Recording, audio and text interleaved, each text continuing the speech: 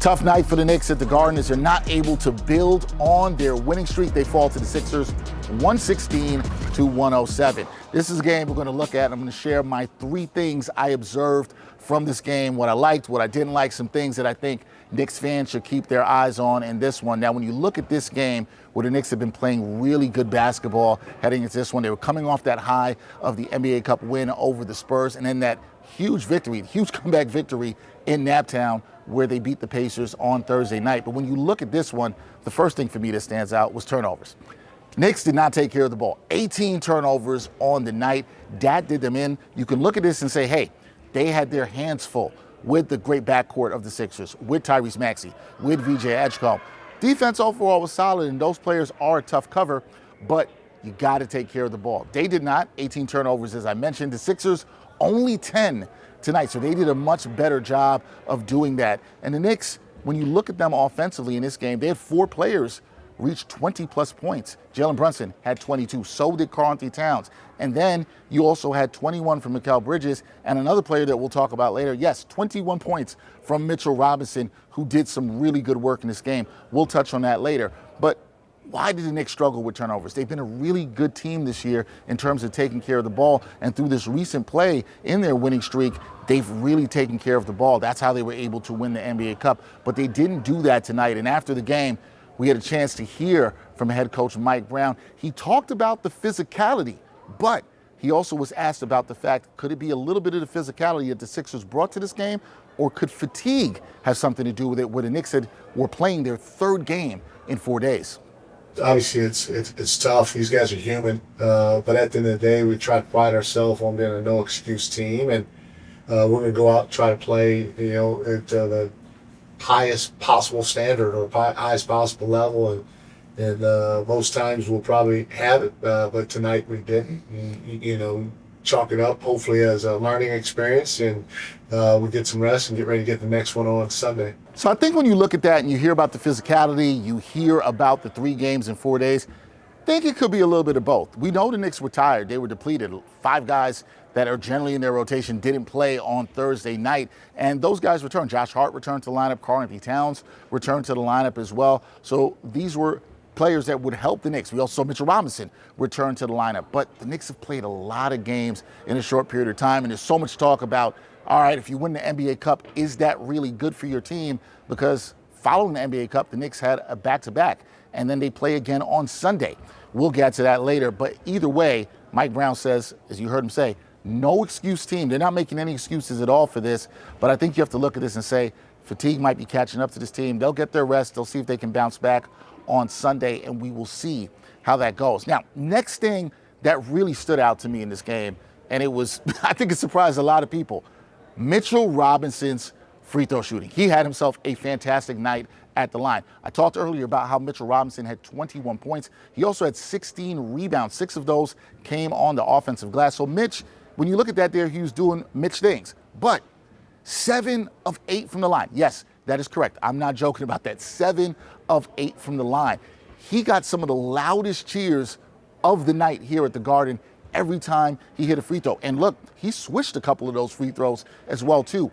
If Mitchell Robinson can shoot like this at the line, and just to be clear, he has not shot the ball well. He was shooting 22% from the free throw line coming into this one. He had only made 6 free throws all season long. He made 7 tonight against the 76ers. Very impressive, and also I got to add, very shocking. I don't think anybody saw this coming with the way he had been struggling at the line. How rare is this? 6 free throws in a game. That was his career high. He did that back on April Fool's Day in 2019. He had never hit more than 6 free throws in a game, but then he did it tonight. These were season highs for Mitchell Robinson tonight with the 21 points and the 16 rebounds. Played a good amount of minutes, and you're wondering if he can do this, how does this change the strategy for teams when they're playing against the Knicks? Now, we know some teams, we've seen Boston do this, where they will foul Mitchell Robinson or go to the hack of Mitch, try to get the Knicks out of their rhythm offensively. But if Mitch can hit these free throws, and look, do I think he's going to shoot 87% from the line every game? No, but if he can get it to a point where he can even hit 1 out of 2, I think Knicks fans, I think the team will take 50% from the line. He did way better than that tonight. it just gives Mike Brown a lot more flexibility and more lineups he can play him within. He can play him later in the game. You do not have to worry about the hack and Mitch. You can play him in fourth quarters and trust that he can hold his own, do the things that he can do, and also hit free throws. Now, Mitch hasn't looked great defensively lately in space, but we saw how he could change a game with his rebounding against the Spurs. And you saw even today, he really kept the Knicks in the game with his rebounding, but also his free throw shooting. Now, is it real? I don't know. But Mike Brown talked about the fact that he believes that a game like this, it can help him build some confidence. He's been working hard at it. It's a process. Peter Patton's done a great job with him. Mark Bryant's done a great job with him. But more importantly, Mitch has bought into what they're trying to work with him on when it comes to free throw shooting. And it's good to see, anytime you can see positive results, that breeds confidence, not just in the individual, but also in the rest of the group. So it was good for him tonight to do it. All right, so we'll see if Mitch's free throw shooting will continue to look the way it did tonight. I'm sure everybody would sign for that. But the other thing I'm looking at, the third thing I definitely had my eye on and I will take note of from this game is Tyler Kolek. Now, Tyler Kolek came into this game playing really, really great basketball. We know he played well in the NBA Cup final against the Spurs. He also had a fantastic game against the Pacers in Indianapolis on Thursday night. But on Friday against the Sixers and their speedy guards, not so good of a game for Tyler Kolek, right? He only had 2 points, 1 of 3 from the field. He had 4 turnovers in this one, something you're not used to seeing with Tyler Kolek, him turning the ball over. He also had 4 fouls, struggled a little bit defensively. That's where Tyler Kolek has actually been better. I know everybody's looked at the shot making, and yes, he's been more aggressive shooting the ball, but he's been able to hold up his own on defense. So we didn't see the playmaking. We didn't see the shot making and aggression that we'd seen the last couple of games. He didn't look like Tyler, the creator. And look, he's still learning in the NBA. He has to learn how to deal with quick and speedy guards like VJ Edgecombe, like Tyrese Maxey.